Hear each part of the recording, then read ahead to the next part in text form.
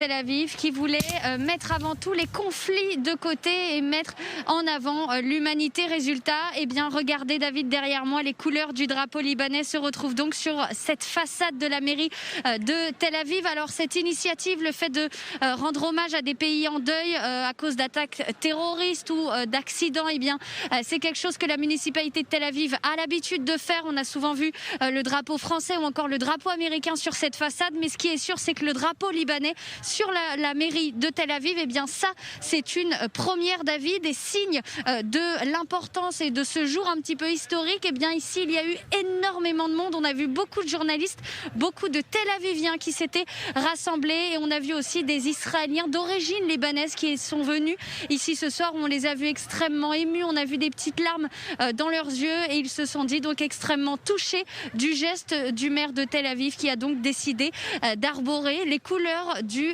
drapeau libanais sur la municipalité de Tel Aviv. Ouais, l'émotion aussi, Anna. En tout cas, ce qui est sûr, c'est que l'initiative n'est pas vraiment du goût de tous, il faut le dire aussi, en Israël.